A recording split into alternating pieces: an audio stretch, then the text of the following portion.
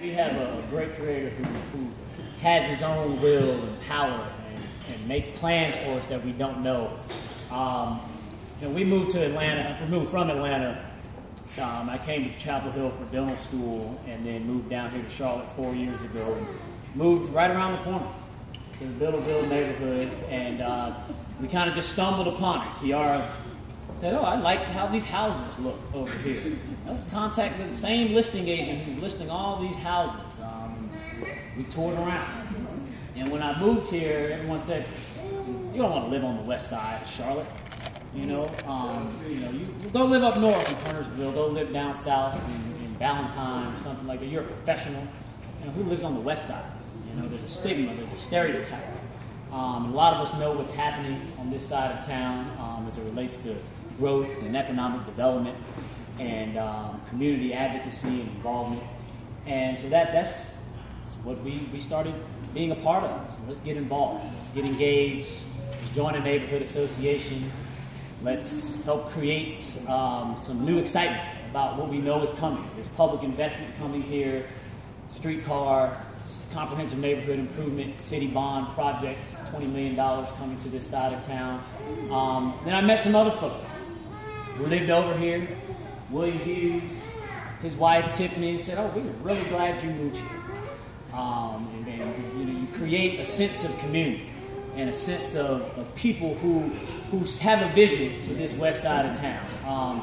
Many of you know I grew up on the south side of Atlanta. It's very similar to the west side of Charlotte.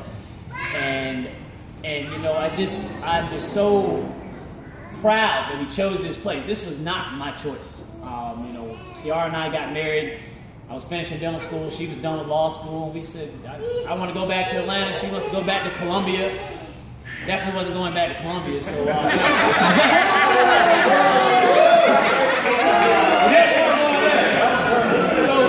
so we created a compromise. And for the married folks, you understand that compromise is what drives everything. And this became our compromise city that we now call home.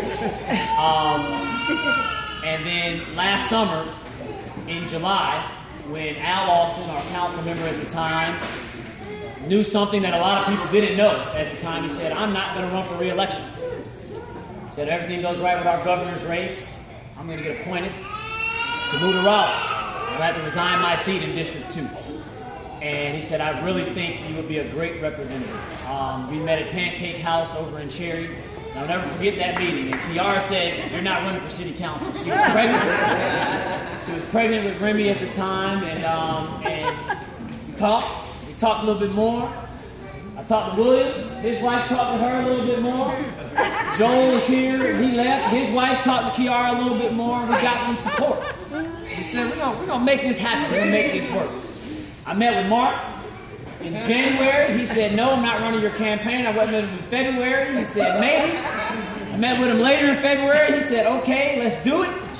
And on April the 4th, we made an announcement and a commitment and a promise downstairs, just below here, 5 stories below us, in the atrium of No Grease Mosaic Barbershop. And we said we are going to help protect senior citizens, preserve Charlotte's West Side.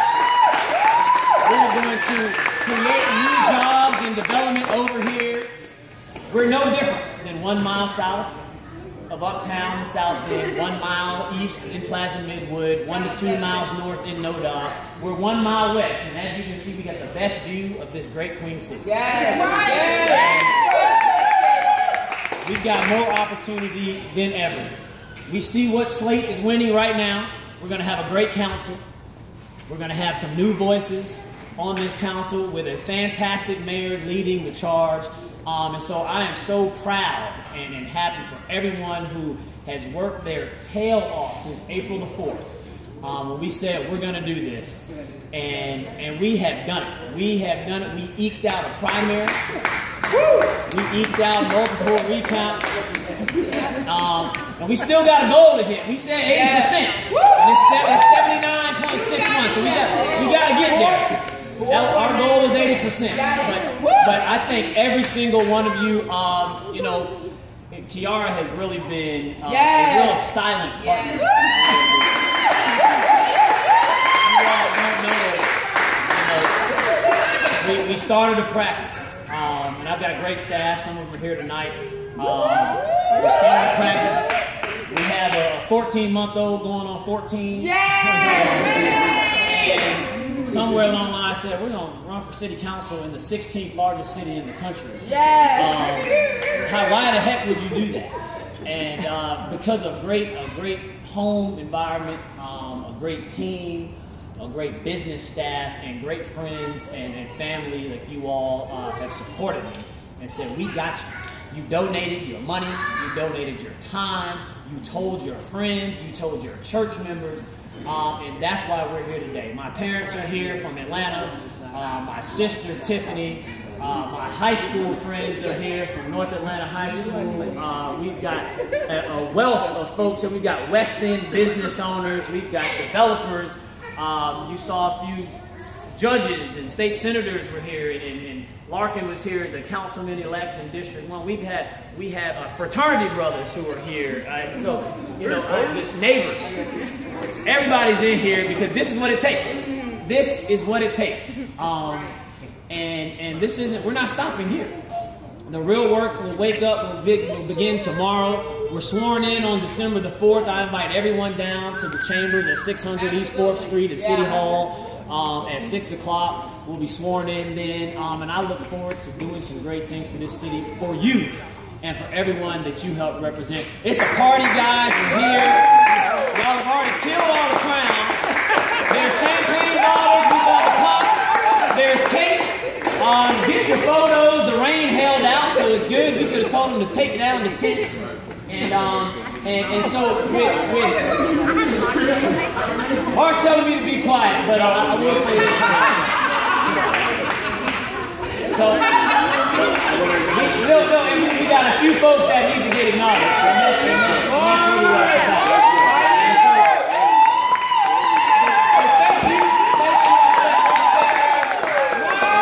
Thank you guys so much. Hey guys, let's give it up for Justin now.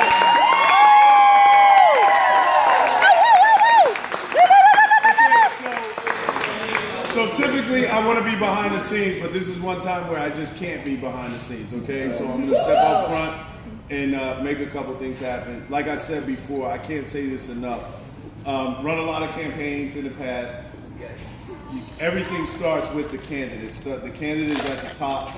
Everything starts with the candidate. I can't say enough about Justin Harlow, his commitment to the district, his commitment to the people, his commitment to this effort, his commitment to this team. He's just been fantastic. So I just want us one more time to please give it up for Justin. With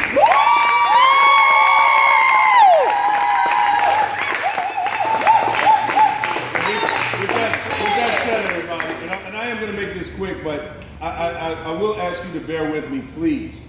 Because there's a lot of things that a lot of people don't see. The candidate does get all the shine. The candidate does take all the hits. But there are a lot of people that work behind the scenes to make this happen. And we would not be here without them. There are a couple of people that left that I definitely want to acknowledge. I know we're probably Facebook Live right now. Mark Terrell. Don't say. No, not Mark Terrell. No. But what I do want to say is that, we, as you all know, we had a very, very tough primary. It was very tough. It wound up being 21 votes, everybody. And so with that being said, was that we certainly want to acknowledge our opponent who came through the primary as well and who's worked hard in this district and who we have the utmost respect for, and Ms. Adams. And we certainly appreciate everything that she's contributed, and also we appreciate her reaching out to Justin and being willing to work with him. The other thing that I'd like to do, Malcolm Graham did a robocall for us. He's a former senator.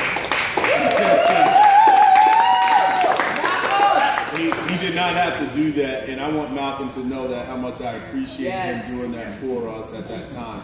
But beyond that, guys, we had a team of people. We had an awesome team. We had a dedicated team. We had a team of individuals who were extremely dedicated. Paul, I don't know why you're not up here. Can you please come up here? I'm not sure what you did. That's right. We had an awesome team of individuals. And these people that you see, and I'm going to say behind me, but I say that with the utmost humility, because they're not behind me. They walk with us every step of the way. They sacrifice time from their jobs, on their weekends with their family and their children. And I just can't say, William, as the treasurer, if you guys knew what the treasurer had to do, you would be a lot louder than that, because the treasurer is amazing.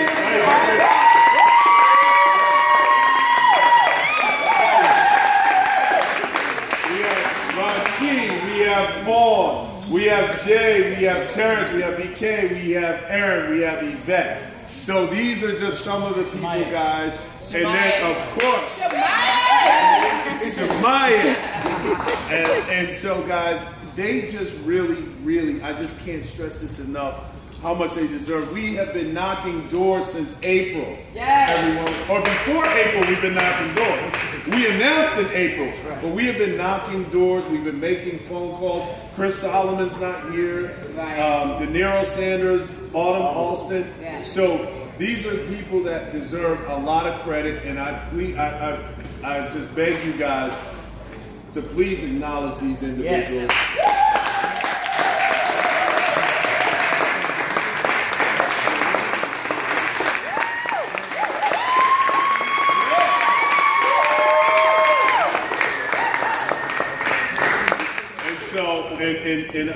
And I'm just done. I'm done now. But I would like to say But I would like to say this though. I do thank my wife for certainly allowing me to be away. We're winning! Yeah!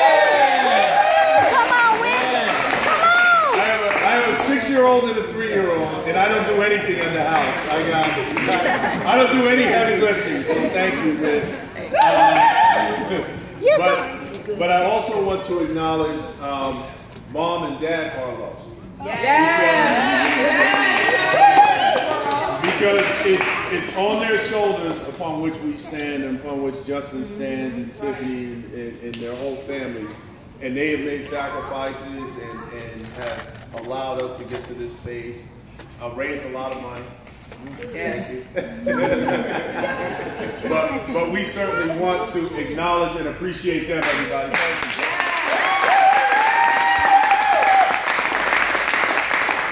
And with that said, guys, let's party now.